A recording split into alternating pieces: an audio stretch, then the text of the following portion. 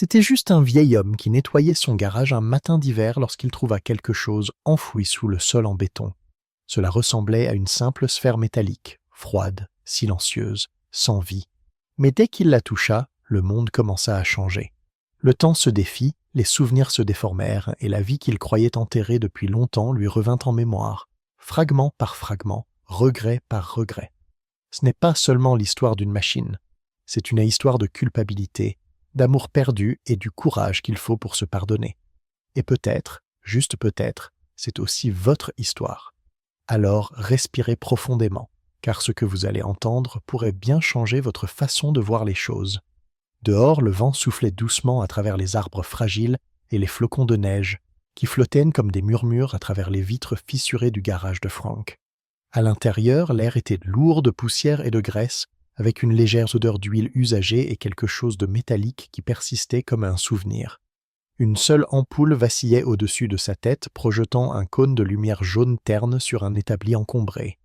Frank, 61 ans, se déplaçait avec la prudence hésitante de quelqu'un qui avait depuis longtemps cessé de se précipiter dans la vie. Sa chemise en jean était effilochée aux poignets et ses lourdes bottes laissaient des traces sur le sol recouvert de poussière. Mais ses yeux bleus, profonds et fatigués, observaient toujours le monde avec une curiosité tranquille. Il n'avait pas prévu de passer l'après-midi dans le garage. En fait, il ne venait presque plus ici depuis des jours, pas depuis Marilyn. Ce garage avait autrefois été son endroit préféré pour le retrouver. Une tasse de café à la main, elle le taquinait à propos de l'odeur de nettoyant pour carburateur qui imprégnait ses vêtements. Maintenant, c'était plutôt un mausolée de projets inachevés, d'idées abandonnées, de souvenirs enfouis sous la rouille et le silence. Frank était en train de déplacer une vieille étagère quand cela s'est produit. Il a fait un pas en arrière, sa botte se prenant dans quelque chose de rond et de dur sous la vieille bâche. Il a senti une étrange vibration dans sa jambe, une traction presque imperceptible, comme si la chose sous la bâche s'était accrochée à lui. Perplexe, il écarta la bâche et s'accroupit, balayant les couches de poussière et de vieux papier. Elle était là, une sphère métallique terne, pas plus grosse qu'un pamplemousse, à moitié enfouie dans le béton. Frank n'avait jamais vu un outil ou une pièce comme celle-là. Le métal n'était pas rouillé et la surface pulsait légèrement, comme le battement du cœur d'un animal endormi. Frank à Hidden Chamber tendit la main, les doigts hésitants. Au moment où sa peau entra en contact avec la sphère, celle-ci frémit légèrement, puis un faible bourdonnement résonna. Il retira brusquement sa main. Qu'est-ce que c'est que ça? Il regarda autour de lui dans le garage, s'attendant à voir quelqu'un sortir et se moquer de lui, mais il n'y fait que le silence, rompu par le tic-tac lointain d'une horloge murale. Il s'agenouilla à nouveau et poussa un peu plus fort. La sphère ne bougea pas, mais le béton autour d'elle se fissura dans un craquement sec. Puis, d'un mouvement soudain, le sol sous ses pieds s'effondra. Frank poussa un cri et trébucha en arrière tandis que le béton se fendait en tranches géométriques parfaites, révélant une chambre cachée en dessous. Le bourdonnement s'intensifia. Prudemment, le cœur battant comme un tambour de guerre dans sa poitrine, Frank trouva la petite échelle encastrée dans le côté de l'ouverture. Cela n'avait aucun sens, mais il ne réfléchissait plus. Il avançait, comme quelqu'un qui marche dans un rêve qu'il ne contrôle pas tout à fait. Il descendit. L'espace en dessous était sombre, éclairé par une douce lueur bleue. Cela ressemblait à une salle de contrôle, une capsule peut-être. Les murs étaient recouverts de panneaux lisses et de boutons dont il ne comprenait pas le sens. Au centre de la pièce se trouvait ce qui semblait être une console avec un seul siège, poussiéreux et usé, comme s'il attendait l'aide d'une personne qui ne reviendrait jamais.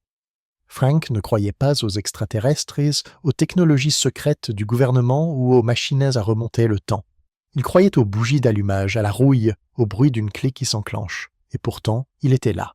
Il tendit la main vers la console, les doigts suspendus au-dessus d'un seul bouton lumineux. Il hésita, mais quelque chose, la curiosité ou la solitude, ou les deux, le poussa à appuyer dessus. La pièce fut soudainement envahie par une lumière intense. Le bourdonnement se transforma en une pulsation rythmique, comme un battement de cœur amplifié. Puis, ce ne fut plus les murs ou le sol qui bougèrent, mais la réalité elle-même. Soudain, Frank se tenait dans un champ.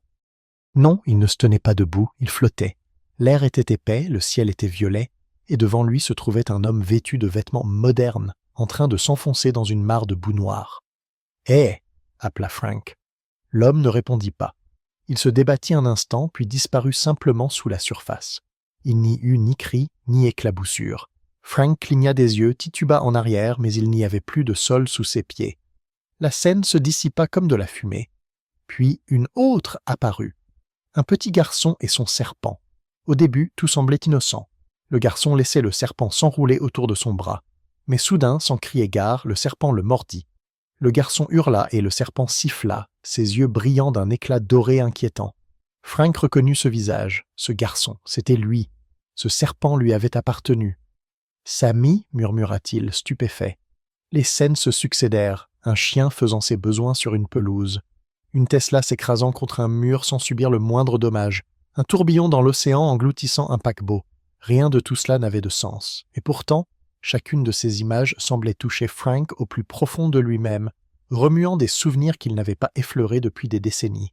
Il n'y avait aucun moyen d'arrêter cela. Chaque fois qu'il clignait des yeux, un nouveau moment apparaissait, comme un flux infini de clips viraux tirés des recoins d'Internet. Mais ce n'était pas un écran, c'était réel. Il pouvait sentir le vent, entendre les sons, ressentir la tension. Et plus encore, les clips commençaient à changer. Ils n'étaient plus aléatoires, ils le concernaient. Des souvenirs reconstitués sous forme de petites vignettes absurdes, enveloppées d'humour, de chaos, d'aléatoire, mais indéniablement les siens. Le moment où lui et Marilyn avaient dansé sous la pluie, la nuit où il s'était cassé la jambe en fuyant un raton laveur, le jour où il avait perdu son emploi. Il sentait cela monter comme une vague à l'horizon. « Qu'est-ce que c'est » murmura-t-il en regardant autour de lui.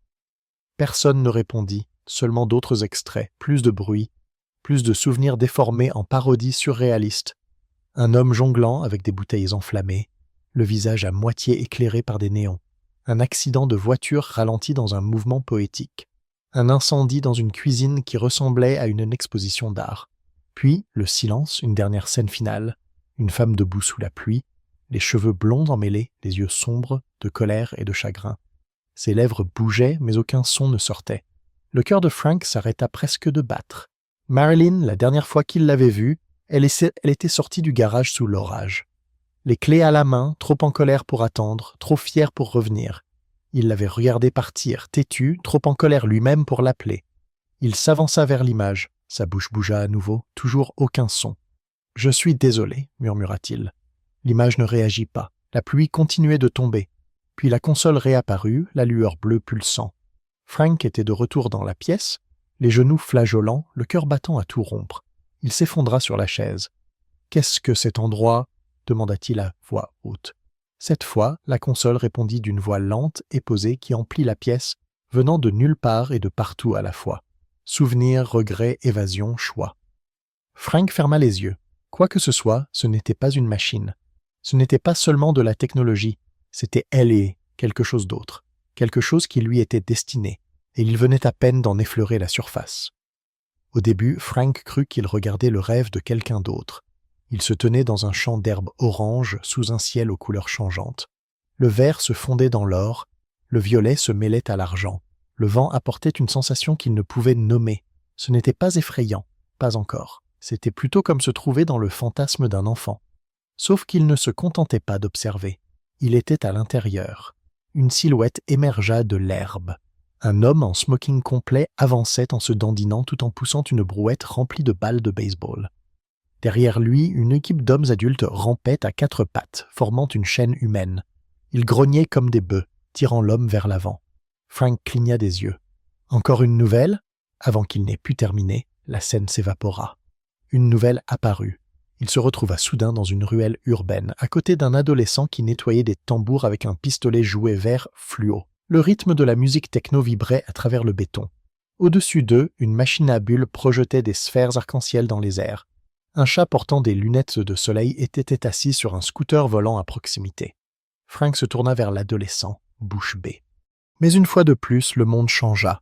Il se trouvait maintenant sur une plage, pas n'importe quelle plage. Celle-ci était équipée d'un distributeur automatique de Coca-Cola sous-marin.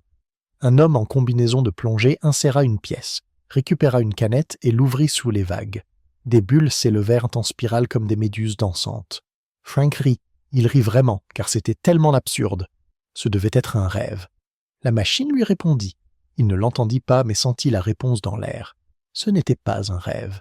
Une couche, le sourire de Frank s'effaça. Ce mot couche le titilla. Une sensation étrange lui parcourut la colonne vertébrale, comme un souvenir qu'il n'avait pas encore acquis. Il avança, et Indestructible se retrouva soudainement non pas sur la plage, mais dans un salon. Un homme était assis dans un fauteuil inclinable et mangeait une glace avec un marteau. Un dessert à l'air grincheux le regardait depuis une assiette. Frank recula. Le fauteuil inclinable disparut. Il se retrouva face à un Cybertruck qui percutait un mur. Mais celui-ci ne fut pas cabossé, pas même égratigné. Au lieu de cela, il rebondit comme une balle en caoutchouc, puis repartit avec un bip nonchalant. Une voix venue de nulle part dit « Indestructible ». « D'accord », marmonna Frank. « C'est officiellement dingue. » Mais les clips continuaient à défiler. Chaque transition était fluide, comme si l'on faisait défiler une bobine infinie de vidéos Internet bizarres, mais il était à l'intérieur de chacune d'elles. Il pouvait sentir l'odeur du caoutchouc brûlé, sentir les embruns salés, entendre le cliquetis des bouchons de bouteilles en plastique rebondissant sur le linoléum, et il ne pouvait toujours pas s'échapper. Il essaya de fermer les yeux, mais le monde ne disparut pas. Il se boucha les oreilles, mais le bruit continuait de l'envahir comme un torrent. Il se mit à courir, espérant échapper à cette folie, mais les scènes continuaient de se former devant lui. Il dérapa et s'arrêta net lorsque le sol se déroba sous ses pieds. Il se trouvait maintenant sur une plateforme tournante. Des pièces de Lego géantes orbitaient autour de lui. Un DJ avec une crête faite de spaghettis agitait les bras dans tous les sens, faisant tourner des disques en forme de meule de fromage. Dans la foule, un homme avait Tom et Jerry peints sur les ongles. Une femme portait des boucles d'oreillers faites de figurines de girafes, et ce qui ressemblait étrangement à un clown avec un sabre laser. Frank fit un pas en arrière et tomba directement dans la scène suivante. Une fête d'anniversaire. Quelque chose avait changé. Les décorations étaient impressionnantes. Des ballons en forme de pieuvre, des banderoles en réglisse, un gâteau de la taille d'une belle noire. Une petite fille soufflait dans une trompette pour appeler un chien Lego grandeur nature qui aboyait et dansait. Frank tourna son regard vers la table et se vit lui-même. Une version miniature de lui-même de la taille d'un enfant, les yeux écarquillés, tenant un cierge magique et riant. Il eut le souffle coupé et tituba en arrière. « C'est quoi cette interprétation ?» murmura la machine de la même voix étrange et inhumaine. Il était maintenant assis dans un bus. Seulement, celui-ci était propulsé par des gens qui pédalaient comme des vélos d'appartement. Un passager portait un casque médiéval. Un autre équilibrait un bol de spaghettis sur sa tête. Un homme à l'avant ouvrit une Heineken avec un marteau, porta un toast à la foule et sauta du bus alors que celui-ci descendait une colline faite de guimauve. Frank serra les poings. Ce n'est pas réel. C'est aussi réel que le souvenir, que la peur, que le choix. Quelque chose changea. L'humour commença à s'estomper. Frank apparut ensuite dans une rue de banlieue. Un petit chien aboyait dans un jardin. L'homme qui tenait la laisse avait l'air épuisé. De l'autre côté de la pelouse, un voisin sortit en trombe de sa maison avec une catapulte fabriquée à partir de tuyaux en PVC. Frank regarda, stupéfait, l'homme charger les crottes du chien dans la catapulte et les lancer par-dessus la clôture. Personne ne réagit. Le monde changea à nouveau. Il se trouvait désormais devant un tourbillon. Une spirale monstrueuse d'eau tournait au milieu d'un océan calme. Frank sentit son estomac se nouer. Il pouvait entendre le rugissement, goûter le sel. Il y avait un bateau à proximité. Des gens agitaient les bras et criaient tandis que le tourbillon les aspirait. Frank se retourna pour s'enfuir. Mais il atterrit dans des toilettes publiques. Une femme se tenait devant une cabine, un corps de brume à la main. Dès la porte s'ouvrit, elle le fit retentir. À l'intérieur, un homme hurla. Frank fit un tour complet sur lui-même à la recherche du panneau de commande. Un bouton, quelque chose de familier. Rien, seulement d'autres extraits. Un garçon se faisait piquer par une énorme abeille. Une fille avait accidentellement fait frire un poulet entier dans sa machine à laver. Un groupe d'adolescents s'entraînait au karaté sur des caddies. Ce n'était plus drôle. Le caractère aléatoire devenait oppressant, sans fin. Chaque scène était une pièce de puzzle déconnectée, mais pourtant liée d'une manière ou d'une autre. Frank se saisit la tête. « Arrêtez, je veux sortir. » Le monde vacilla un instant. La pièce réapparut. La chaise, la console, le bourdonnement sourd. Il se précipita vers elle, mais avant qu'il ne puisse toucher le panneau, le noir envahit tout et une nouvelle voix, différente des autres, se fit entendre. Plus douce, plus humaine. Plus douce, plus humaine. « Tu ne regardes plus, Frank. Tu te souviens. » Frank resta immobile, haletant, les poings tremblants le long du corps. L'écho de cette dernière voix, si calme, si assurée, résonnait dans sa poitrine. Tu ne regardes plus, Frank, tu te souviens. Les mots le suivirent alors que le monde autour de lui changeait à nouveau. Mais cette fois, cela ne commença pas par des absurdités. Il n'y avait pas d'orchestre de poulets en caoutchouc ni de geysers de soda explosant dans des centres commerciaux. Au lieu de cela, Frank se tenait au bord d'un champ de maïs. C'était en fin d'après-midi. Le soleil brûlait d'une lumière ambrée, projetant de longues ombres sur les tiges sèches. Une boîte aux lettres rouillées était inclinée sur un poteau en bois. Il connaissait cet endroit. Il avait grandi ici. Au bout du chemin de terre se trouvait une maison. Des panneaux vert pâle, des carillons éoliens cassés sur le porche, la porte d'entrée entr'ouverte juste assez pour laisser échapper le son. De la musique, un piano. Frank retint son souffle. Il avança lentement, le gravier crissant sous ses bottes. Plus il s'approchait, plus la musique le touchait au plus profond de lui-même, quelque chose de fragile mais toujours intact. Les marches du porche craquaient sous son poids, il atteignit la porte, la main suspendue au-dessus de la poignée. À l'intérieur, un garçon était assis au piano, petit, maladroit, peut-être âgé de 10 ans. Il était voûté, ses doigts étaient maladroits mais déterminés. Frank ravala son essai. C'était lui. Il se souvenait de ce jour-là. Ce sentiment de vouloir tellement impressionner son père, de prouver que la musique avait de la valeur, qu'il avait de la valeur. Mais la pièce n'était pas vide. Dans un coin, un homme se tenait debout et observait. Grand, large d'épaules, vêtu d'une salopette tachée de graisse. Son père, il ne disait rien. Il secouait simplement la tête. Le garçon au piano hésita. Les notes résonnèrent faux. Le petit Frank se retourna, les yeux écarquillés, espérant un signe de fierté ou de compréhension. Mais rien ne vint. Frank vit la déception envahir le visage du garçon comme une lumière qui s'éteint. Puis, tout aussi soudainement, la pièce se fissura. Le piano, le garçon, la maison disparurent. Le garçon, la maison avait disparu. Il se tenait devant l'auditorium d'une école. La scène était faiblement éclairée, les rideaux à moitié tirés. Des enfants vêtus de costumes improvisés se sont avancés sur la scène. Un narrateur a commencé à parler d'un ton dramatique, présentant la chute de l'Atlantide avec des dinosaures, des astronautes et un garçon très confus. Frank a senti son estomac se nouer. Ce souvenir était aussi le sien. Une pièce de théâtre en 5e année.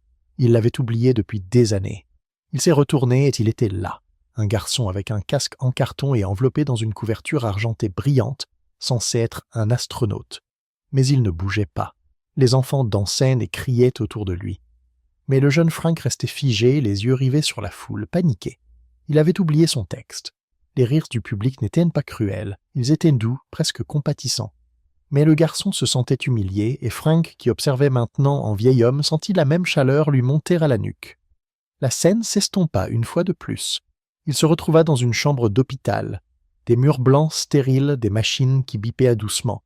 Une femme était allongée dans un lit, pâle mais souriante. Sa main reposait sur son ventre gonflé. Le cœur de Frank s'arrêta. « Marilyn » murmura-t-il. Elle tourna la tête et le regarda droit dans les yeux. Pas à travers lui, pas au-delà de lui, vers lui. L'essai et larmes lui piquèrent les yeux. Elle tendit la main, ouvrit les lèvres pour parler, mais aucun son ne sortit. Son image se brouilla, vacilla, puis se répéta comme une bobine cassée. Encore et encore, ce sourire, cette main tendue, il s'avança, tendit la main. « Ne disparais pas à nouveau, s'il te plaît. » La voix de la machine reprit. Émotion, couche racine, séquence centrale déverrouillée. Frank hurla. « Arrête de dire des choses que je ne comprends pas. » Mais les images étaient implacables. Ils se tenaient maintenant devant leur premier appartement, celui avec le toit qui fuyait et la cuisine minuscule. À l'intérieur, Marilyn riait en essayant de faire un cake à la banane. Le four fumait. L'alarme incendie hurlait. Frank rit à travers ses larmes. Elle avait brûlé ce pain 3 fois, puis, claquement, une nouvelle image. La nuit où il avait manqué leur anniversaire, il était sous une voiture, les coudes enfoncés dans la graisse du moteur. Marilyn se tenait à l'entrée du magasin, un petit gâteau dans les mains. Elle ne disait rien. Elle s'était simplement retournée et s'était partie. Frank avait oublié cette nuit-là, ou s'était forcé à l'oublier. Et encore, claquement. Un autre souvenir. La dispute, la tempête, les derniers mots, Marilyn claquant la portière de la voiture, les pneus crissant sous la pluie, ses feux arrière disparaissant dans la brume. Un règlement de compte. Ce n'était plus un flux de folie aléatoire. C'était un règlement de compte. Clip après clip, la machine forçait Frank à revivre sa vie. Pas seulement les moments qu'il chérissait, mais aussi ceux qu'il avait enfouis au plus profond de lui-même. « Tu crois que je ne sais pas que j'ai tout gâché ?» cria-t-il. « Tu crois que je ne me punis pas tous les jours ?» L'air s'épaissit. Le sol sous ses pieds se fissura. « Ce n'est pas une punition, » dit la voix, plus douce maintenant. « C'est une permission. » Frank secoua la tête. Une permission pour quoi? Pour souffrir, pour pardonner.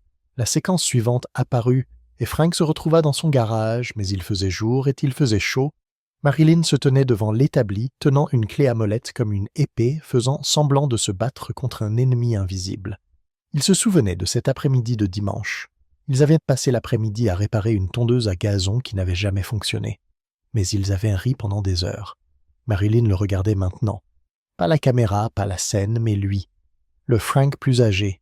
« Tu m'as manqué, » dit-elle. Puis l'image s'estompa. Frank s'effondra à genoux. Le poids de tout, les extraits, les souvenirs, les années l'écrasaient comme une gravité devenue cruelle. Il ne savait pas combien de temps il resta agenouillé là, haletant dans un monde qui n'était pas tout à fait réel, mais plus réel que tout ce qu'il avait ressenti depuis longtemps. Finalement, il ouvrit les yeux. La console était à nouveau devant lui. Sa lumière était plus faible maintenant dans la tente. Et Frank comprit enfin que ce n'était pas une prison. C'était un miroir. Et plus il resterait, plus il lui en montrerait. Mais peut-être, juste peut-être, lui montrerait-il aussi comment retrouver son chemin. Frank s'assit dans le fauteuil lumineux, les yeux grands ouverts mais ne voyant rien. La pièce était silencieuse, à l'exception du faible battement régulier de la lumière de la console, comme le souffle tranquille de quelque chose qui attendait. Sa poitrine se soulevait et s'abaissait de manière irrégulière, ses mains agrippaient les accoudoirs comme s'il risquait de tomber de la chaise et de passer à travers le sol. La voix revint, séquence stabilisée, fragment suivant sélectionné. Avant que Frank ait pu se préparer, le monde autour de lui s'écroula. Cette fois, il n'y eut pas de point d'entrée bizarre, pas de transition lente. En un clin d'œil, il était de retour. La pluie tombait fort, il était de retour. Le vent balayait le béton fissuré de l'allée. Des éclairs déchirèrent le ciel et les nuages. La porte du garage était ouverte, révélant un établi encombré, un enchevêtrement de rallonges électriques, et Frank, 30 ans plus jeune, debout dans l'embrasure, une clé à molette à la main et le visage empreint de colère. Marilyn se tenait à 3 mètres de lui, son manteau trempé, les clés de la voiture serrées dans sa main. Son expression était froide, méfiante, blessée, mais aussi résignée. « J'ai dit que je m'en allais, » dit-elle d'un ton sec, la voix tremblante, non pas de peur, mais de détermination. « Tu es ridicule, » rétorqua le jeune Frank. « Tu ne sais même pas où tu vas, à part ici. » Elle se retourna et se précipita vers la voiture. Frank la regarda, les mâchoires serrées, les jointures blanches autour de la clé. Il ne la poursuivit pas, ne l'appela pas, resta simplement là, trop fier, trop en colère, trop effrayé pour céder le premier. Frank, son double plus âgé, observait depuis l'ombre.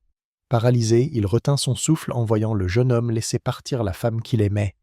Il voulait crier, se précipiter vers lui, le secouer pour le ramener à la raison.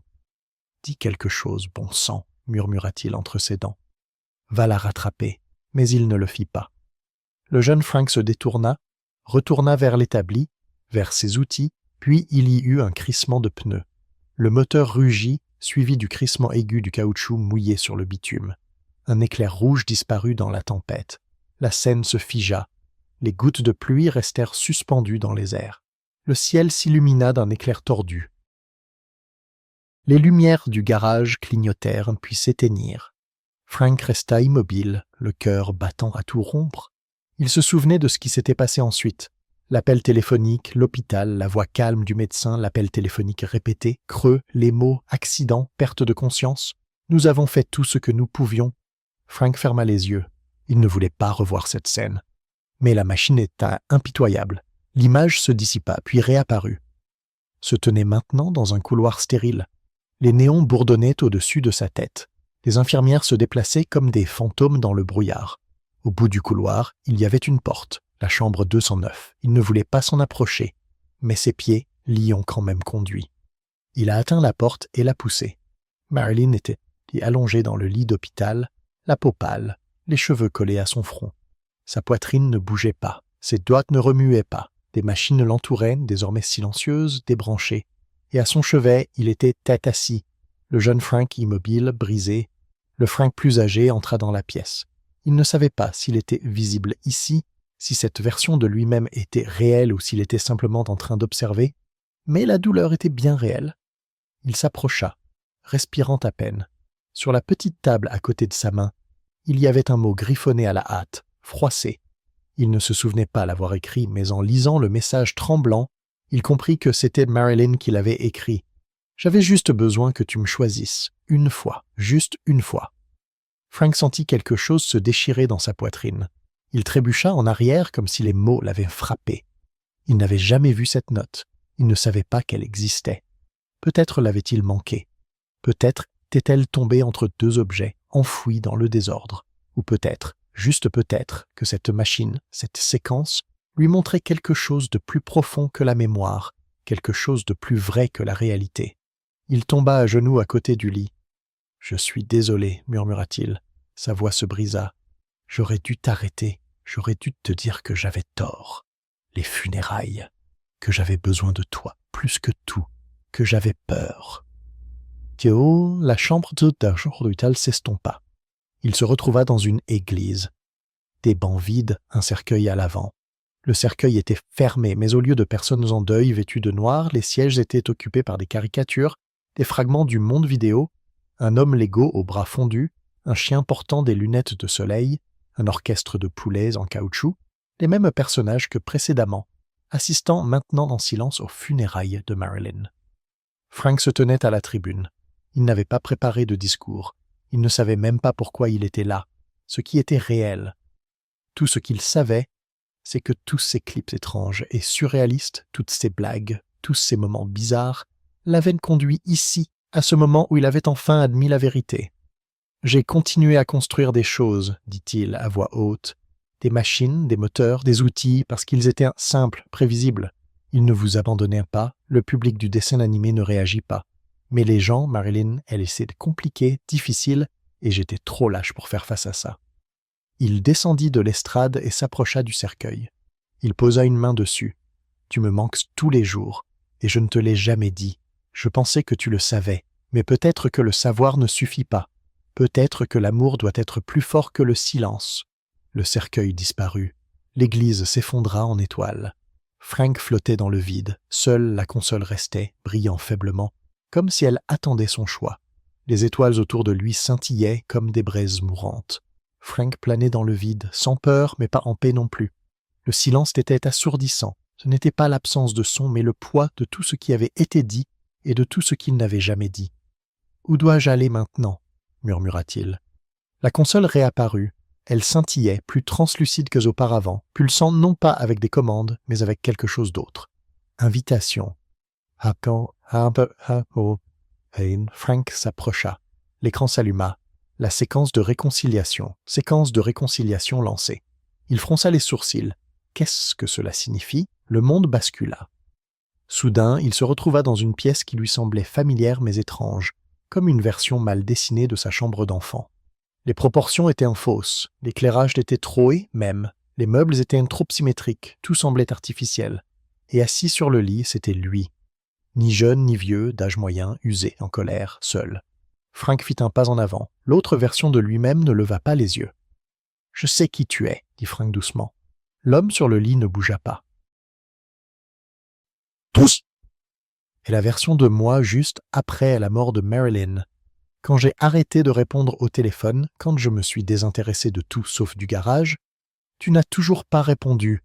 Tu détestais tout le monde, mais surtout toi-même. L'homme sur le lit leva enfin les yeux. Son regard était vide. Ni triste, ni furieux, juste vide. « Que veux-tu » demanda l'homme. Frank s'assit sur la chaise en face de lui. « Je pense que je suis censé te pardonner. » L'autre Frank ricana. « Pourquoi ?»« Pour tout. » La séquence de reflets. Silence s'étendit entre eux, puis le jeune homme se pencha en avant. « J'ai construit des murs pour survivre. Tu penses que c'est une faiblesse ?»« Non, » dit Frank doucement. « Je pense que c'est de la douleur. » Une nouvelle silhouette entra dans la pièce. Un autre Frank. Celui-ci était plus jeune, arrogant, le regard perçant. Il entra avec l'assurance de quelqu'un qui pensait avoir tout compris, l'homme qui avait fait passer son garage avant son mariage, l'homme qui avait toujours une excuse, toujours un projet. Je n'avais besoin de personne. L'arrogant Frank dit « Je m'en sortais très bien ». « Non, ce n'est pas vrai », répondit le Frank plus âgé. « Tu te noyais et tu ne t'en rendais même pas compte. » Un autre Frank entra. Adolescent, maladroit, brut, il ne dit rien. Il resta simplement debout dans un coin, tripotant une montre cassée. Frank les regarda tous. « J'ai vécu avec vous tous en moi. Chaque regret, chaque erreur obstinée, chaque fois que j'ai choisi le silence plutôt que la vérité. » Le Frank arrogant rit. « On dirait un thérapeute. Moi, j'ai l'air d'un homme qui veut enfin cesser de se cacher. » L'air scintilla à nouveau. La pièce s'étira, se courba, se replia sur elle-même. Frank se tenait désormais seul au centre d'un miroir infini. Ses reflets l'entouraient, des dizaines, des centaines de versions, tous les âges, toutes les expressions. Certains souriaient, d'autres pleuraient, d'autres encore criaient en silence. Certains étaient déformés par le temps, d'autres par l'amertume. « Dis-moi ce que tu vois. » La voix revint, plus calme cette fois. Frank se retourna lentement, les regardant tous. « Je vois un homme qui a essayé, un homme qui a échoué, un homme qui a aimé profondément et qui s'est enfui. Je vois des erreurs, je vois des efforts, je vois de la honte. » Et Frank prit une inspiration. « Je vois quelqu'un qui mérite encore de vivre. » Les reflets s'estompèrent, l'obscurité revint. Puis, lentement, une nouvelle scène apparut. Frank se tenait dans une cuisine moderne et petite. La nouvelle scène était confortable, du genre que Marilyn aurait adoré. Une bouilloire sifflait doucement, une assiette de biscuits était posée sur la table, intacte. À travers la fenêtre, la lumière du soleil inondait un petit jardin. Il ne reconnaissait pas l'endroit, mais il se sentait bien. Marilyn entra. Ce n'était pas l'image fantomatique et figée de tout à l'heure, ce n'était pas un souvenir figé dans un bug. Elle avait l'air réelle. Elle souriait chaleureusement, calmement, comme si rien ne s'était jamais passé. Frank retint son souffle. « Je ne sais pas si tu es vraiment elle, » murmura-t-il, « ou si tu n'es qu'une création de cette machine pour me réconforter. » Elle ne répondit pas, se contenta d'avancer et de lui prendre la main. Ce simple contact le fit frissonner. « Je suis désolé, dit-il, de ne pas t'avoir choisi, de ne pas t'avoir suivi cette nuit-là, d'avoir construit des machines au lieu de ponts. » Elle serra sa main. « Ça m'a fait mal, » répondit-elle. « Mais je savais que tu m'aimais. » Frank sentit les larmes monter à nouveau. « Tu me pardonnes ?» Elle appuya son front contre le sien. « Je t'ai toujours pardonné. » La lumière dans la cuisine devint plus vive, dorée, chaleureuse. Elle ne s'estompait pas. Elle s'intensifiait, s'élevait, s'étendait. Frank se sentit s'élever avec elle. Pas comme elle, qui flotte, mais comme l'éclair. Comme si quelque chose qu'il portait depuis trop longtemps avait enfin été déposé. La cuisine se dissolut dans la lumière du soleil. La console réapparut une dernière fois. Son écran affichait un seul mot. Retour. Frank hésita.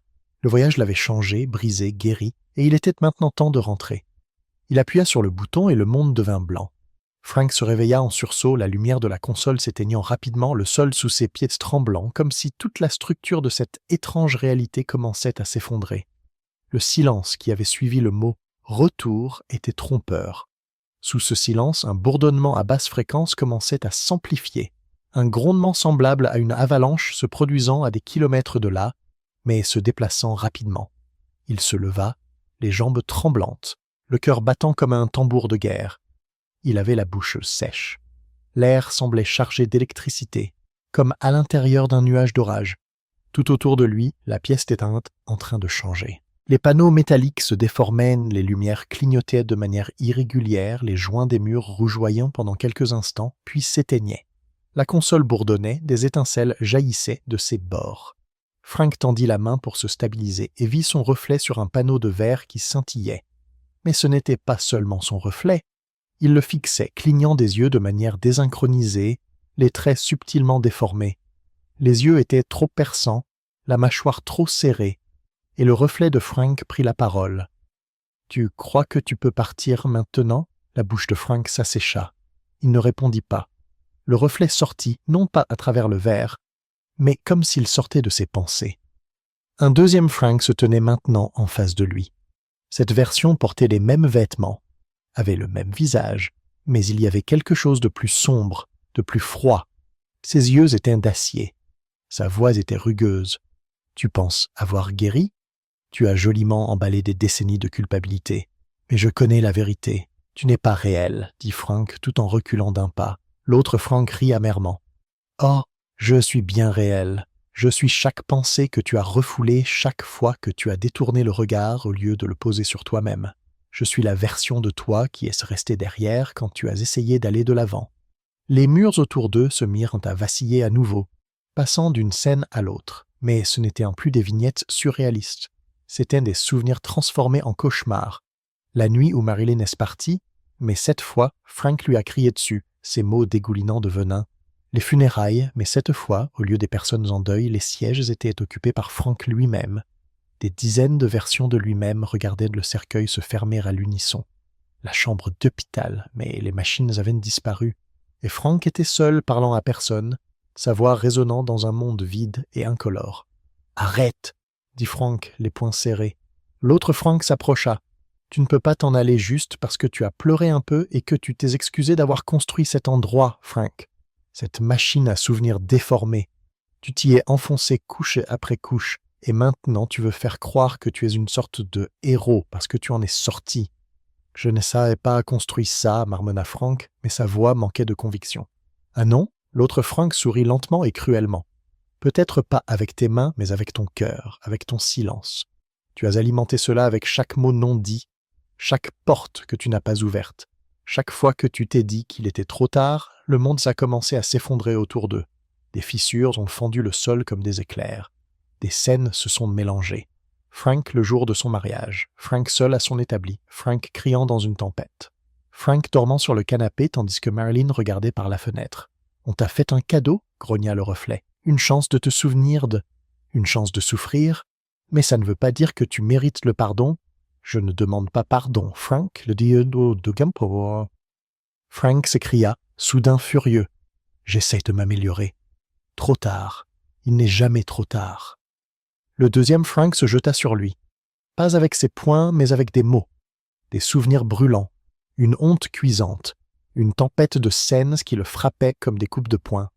Frank tituba, son père lui tournant le dos, ses collègues le traitant d'indifférent, Marilyn pleurant doucement dans l'autre pièce tandis qu'il s'isolait du monde avec le bourdonnement de ses outils. « C'est qui tu es ?» cria la voix. « Tu ne peux pas changer ça. Tu es trop vieux, trop brisé, trop lâche. » Frank tomba à genoux, haletant, le visage baigné de sueur. Mais alors quelque chose en lui changea, une voix différente, plus calme, venant de l'intérieur. Ce n'était pas la machine, ni le fantôme, c'était la sienne. « Je ne suis pas parfait, dit-il, essoufflé. Mais je suis toujours là. » Le monde s'arrêta un instant.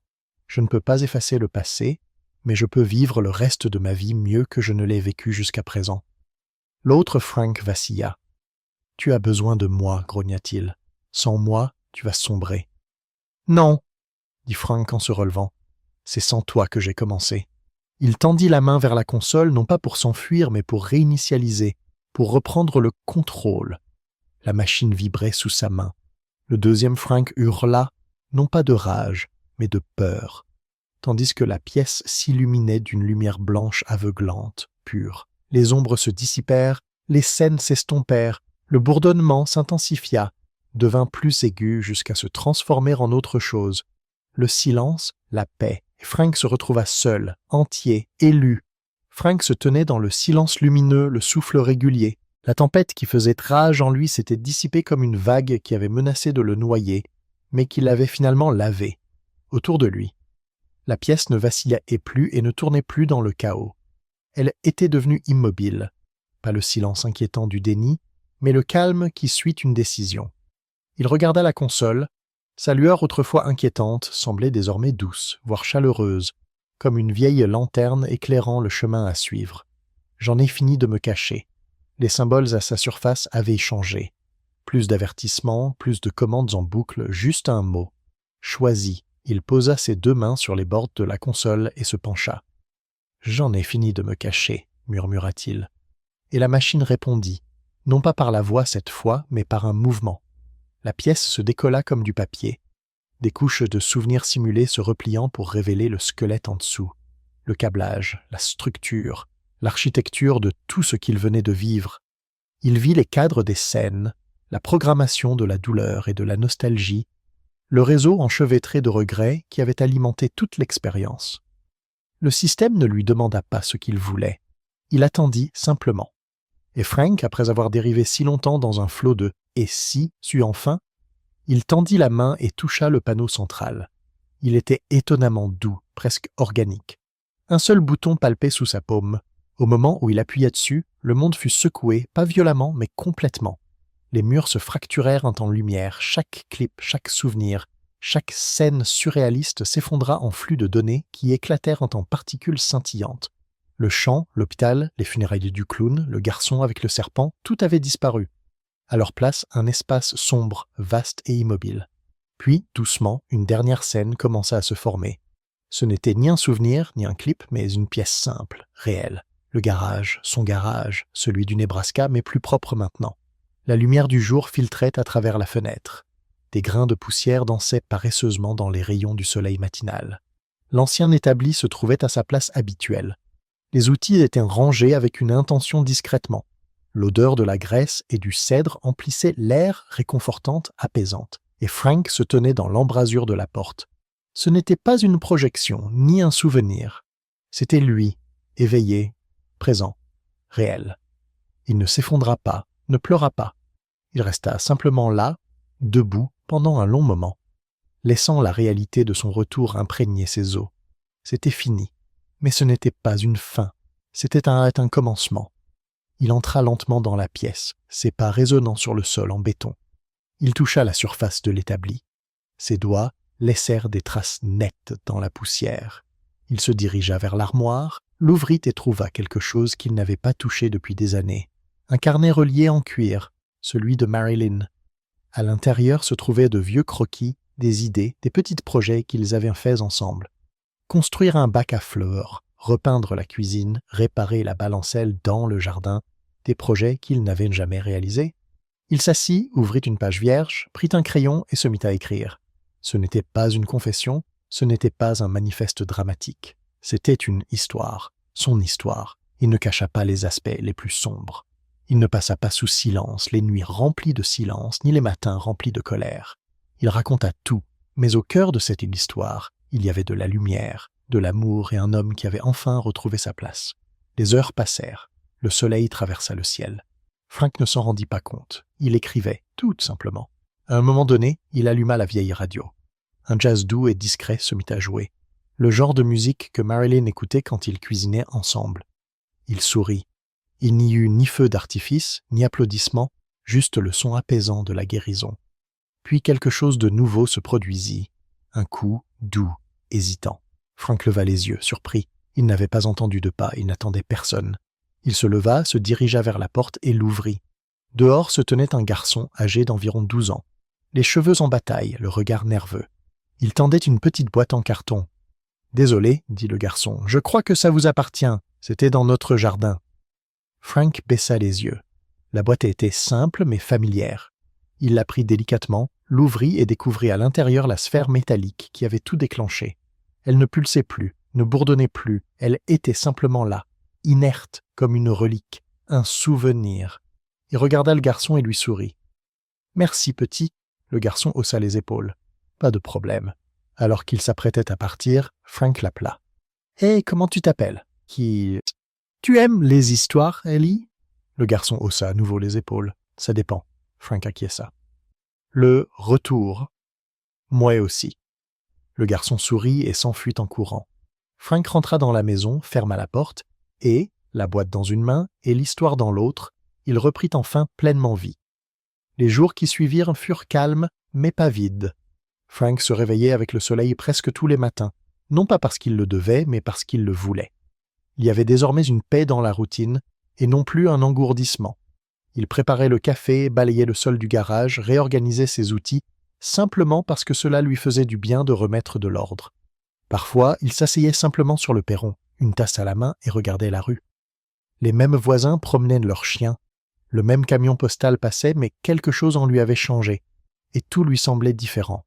Le garçon Eli passa plusieurs fois.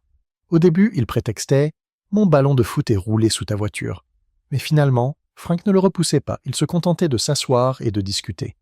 Il ne remplissait pas le silence de conseils ou d'essais de sagesse. Il écoutait simplement Eli parler de l'école, de son père qui travaillait trop, du nouveau petit ami de sa mère qui ne disait pas grand-chose. Frank ne parla jamais à Eli de la machine, de la chambre ou des choses impossibles qu'il avait vues. Certaines histoires sont trop grandes pour être expliquées avec des mots, mais il lui parla des choix, du fait que parfois les plus importants sont ceux que personne ne voit, et qu'il n'est jamais trop tard pour faire un meilleur choix. Un après-midi, Frank sortit la boîte contenant la sphère métallique et la posa sur l'établi du garage. Elle n'avait pas bougé depuis qu'il l'avait récupérée. Pas de lumière, pas de bourdonnement, juste un morceau de métal sans vie. Il songea à la jeter, mais il dévissa le couvercle et plaça délicatement la sphère dans une vieille boîte à outils en métal. Puis il la ferma à clé et la laissa là, sans se la cacher, comme pour en finir avec elle. Après tout, tourner la page ne signifiait pas oublier. Il s'agissait de renoncer au besoin de revivre, de choisir de porter ses souvenirs plutôt que d'être porté par eux. Ce soir-là, Frank était assis à la petite table de sa cuisine, éclairé uniquement par la douce lueur jaune d'une vieille lampe. Son cahier était ouvert à côté d'une tasse de thé à moitié vide. Sur la table se trouvait un petit appareil d'enregistrement vocal, son ancien magnétophone, qu'il utilisait pour noter des réparations à faire, des rappels, des listes de courses. Il le prit, appuya sur « Enregistrer » et commença à parler. Si vous écoutez ceci, c'est peut-être par hasard. Vous l'avez peut-être trouvé dans une boîte lors d'un vide-grenier ou enfoui dans un tiroir, ou peut-être, juste peut-être, que vous étiez destiné à l'entendre. Quoi qu'il en soit, laissez-moi vous dire quelque chose. Je pensais que le passé était comme de la rouille. Une fois installé, il rongeait tout, peu importe à quel point on le frottait. Je croyais que les erreurs restaient collées à nous comme des taches d'huile. On pouvait essayer de les cacher, de les nettoyer, mais elles revenaient toujours. J'ai vécu longtemps comme ça, plus longtemps que je ne veux l'admettre. J'ai arrêté d'appeler les gens. J'ai arrêté de répondre aux questions. Je vivais dans une coquille qui ressemblait à un garage rempli d'outils, mais à l'intérieur, j'étais vide. J'étais aussi en colère, pas contre quelqu'un en particulier, juste contre la façon dont les choses avaient tourné, contre les choses que je ne pouvais pas changer. Il fit une pause, prit une inspiration, puis continua. Mais j'ai appris quelque chose. Ou peut-être me suis-je souvenu de quelque chose. Ce ne sont pas les souvenirs qui nous hantent, c'est le silence dont nous les entourons. On m'a donné une chance que je ne comprends toujours pas complètement. C'était peut-être un miracle. Peut-être était-ce une machine. Peut-être que c'était juste mon esprit qui essayait une dernière fois de se sauver. Peu importe. Ce qui compte, c'est ce que j'ai vu, ce que j'ai ressenti et ce que j'ai choisi. Après, il a pris la tasse de thé, a bu une petite gorgée et a souri. J'ai choisi de me pardonner, non pas parce que je le méritais, mais parce que s'accrocher à la douleur ne ramène personne. Cela ne fait que vous éloigner davantage. J'ai choisi de me souvenir de ma femme pour son rire, pour sa chaleur, pour la façon dont elle dansait dans la cuisine quand elle pensait que je ne la regardais pas. J'ai choisi de vivre le reste de mes jours dans la vérité, sans honte. Et j'ai choisi de raconter cette histoire parce que peut-être, juste peut-être, il y a quelqu'un qui a besoin d'entendre qu'il est normal de recommencer. Il éteignit l'enregistreur et le posa. Dehors, le ciel était devenu violet et les étoiles commençaient à scintiller. Une brise faisait bruisser les arbres. Au loin, un chien aboya une fois, puis se tut. Frank se leva et se dirigea vers la fenêtre. Il pensa à Marilyn, pas au lit d'hôpital ni au cercueil, mais à la femme qui virevoltait pieds nus sur la pelouse dans une robe d'été, tenant un tuyau d'arrosage et riant du désordre qu'elle avait mis. C'était Voices Unheard, le souvenir qu'il voulait garder, le seul qui comptait désormais. Il sourit, non pas tristement, mais doucement. Puis il murmura « Bonne nuit, mon amour. » Ah bon? Le lendemain matin, Frank téléchargea l'enregistrement sur un forum en ligne appelé Voices Unheard, où les gens partageaient des lettres et des confessions destinées à personne et à tout le monde. Il ne signa pas de son nom complet, juste F61 Nebraska. Il ne s'attendait pas à recevoir de réponses, mais elles arrivèrent. Des commentaires de S d'inconnus. Des gens qui disaient en comprendre, qui avaient eux aussi perdu quelqu'un, qui avaient été en colère trop longtemps, qui avaient besoin de savoir qu'il n'était pas trop tard. Certains écrivaient simplement « c'est, merci ». D'autres écrivaient « tu n'es pas seul ». Et quelqu'un qui s'appelait Laia, dans l'Oregon, écrivait simplement « je vais appeler mon père, je ne lui ai pas parlé depuis 5 ans, je pense qu'il aimerait avoir de mes nouvelles ». Frank a lu ce message 2 fois. Puis il a fermé son ordinateur portable et sorti, et a levé les yeux vers le ciel. Il était bleu, ordinaire, magnifique. Il ne cherchait plus de signes. Il n'avait plus besoin des machines, des visions ou des voix qu'il avait eues aujourd'hui. Et il comprit enfin que cela suffisait. Il y avait des moments qui ne cadraient pas tout à fait avec l'histoire principale. Des moments qui n'étaient pas assez dramatiques pour être mémorables, mais suffisamment réels pour laisser des traces dans l'âme. Frank se surprit à y repenser pendant les jours calmes qui suivirent le bouleversement. Il préparait son café et se souvenait soudain de la façon dont Marilyn fredonnait en lisant le journal.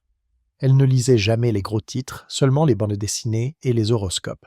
« J'aime les histoires qui contiennent un peu de vérité, disait-elle, pas celles qui annoncent le malheur et la tristesse. » Frank ne l'avait jamais dit à voix haute, mais c'est ce qu'il aimait chez elle. La façon dont elle portait l'espoir comme s'il était ancré dans ses os.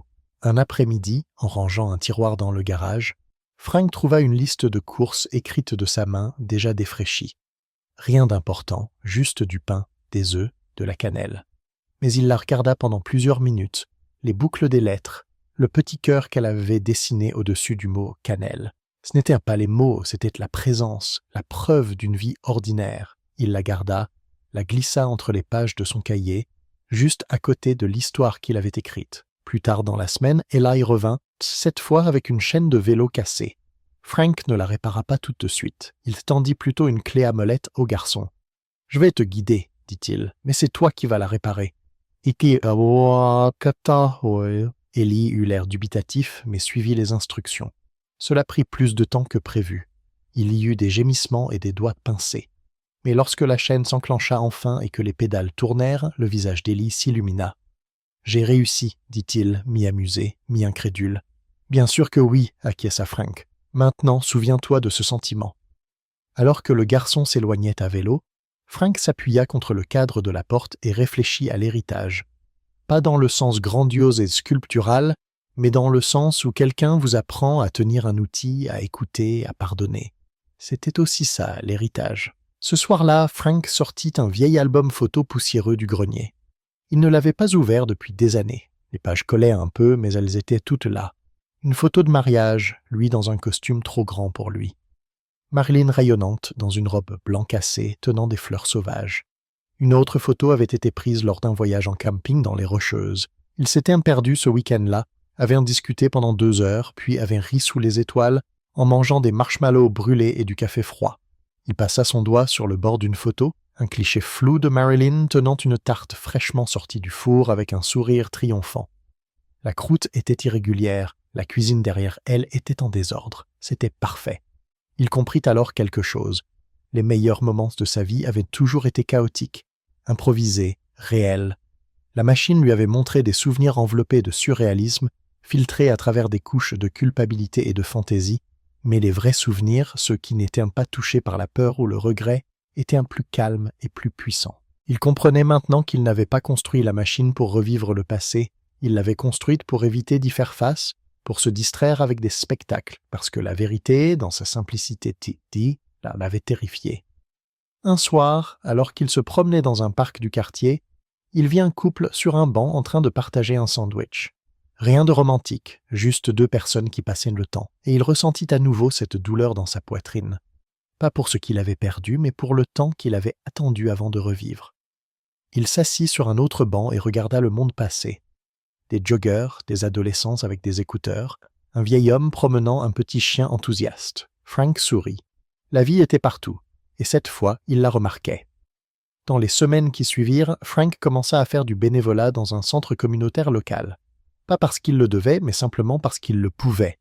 Il a aidé les enfants à réparer leur skateboard. Il apprenait à quelques retraités à changer l'huile de leur voiture.